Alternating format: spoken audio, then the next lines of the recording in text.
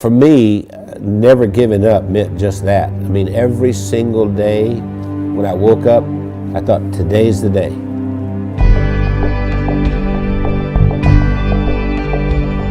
I was the second son in a sharecropper's family, and a sharecropper means that you don't own anything. I mean, you work for someone else who was the landowner.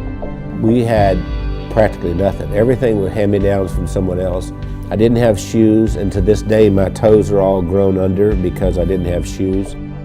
I remember I had this encounter with my mother, and I said, you know, tell me you love me, and she didn't do it. And so I went down and I sat on this creek bank, and I thought, you know what? I don't care if anybody loves me, I love me. I made a list of goals that I wanted to accomplish, and they were laughable because I didn't even have 2 nickels to rub together, but my first goal was I was going to be a millionaire by the time I was 35.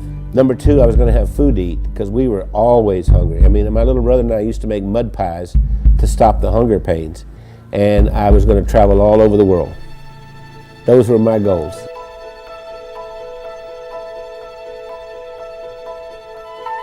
I've learned everything from working with Randy. I didn't know anything about business. I started out, before I met Randy, I was a teacher, a mathematics teacher.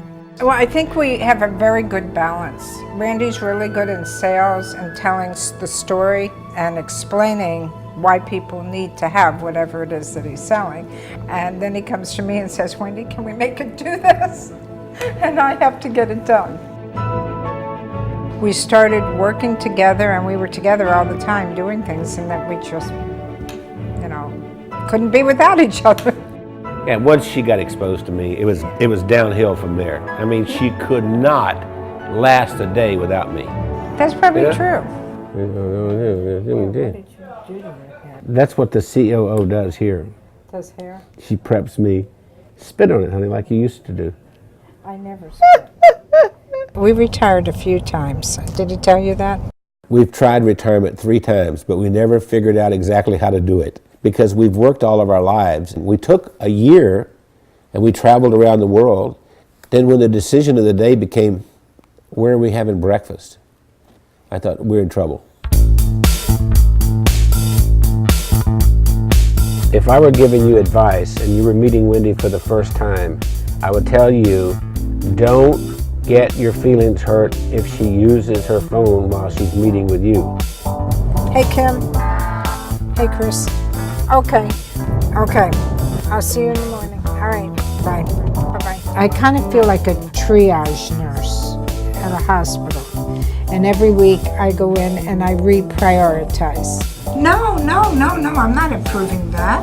I think what drives Wendy is her desire to be the best and provide the best of service to everyone. Awakened at 2:30 in the morning, and I hear this little click, click, click, click, click, click, click, click.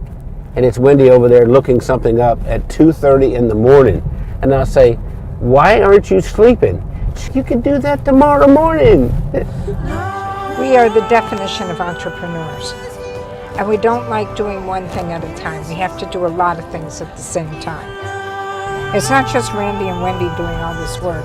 The whole team, every single one of us works round the clock. Hey, gorgeous. Listen, Bernice has been with us for what, 5, 6 years? 6 years. Yes. And we love her to death. And I love you guys. Yeah. Randy leads with his heart. And he's the most incredible person I've ever met. He's gone through so much in his life. And I believe that Randy's, I'm going to make me cry here. Randy has made the difference in my life. What's important is, what do I contribute this day to make the world a better place? I know that sounds corny, but that's really what it is. My daddy used to say, we leave here with empty pockets. The other thing my dad said is that when you leave, you'll be accountable for 2 things. 1, how did you treat Mother Earth? And 2, how did you treat the people on Earth? I feel that I have found joy and that I've given joy, and I think there's a lot more joy that we can give.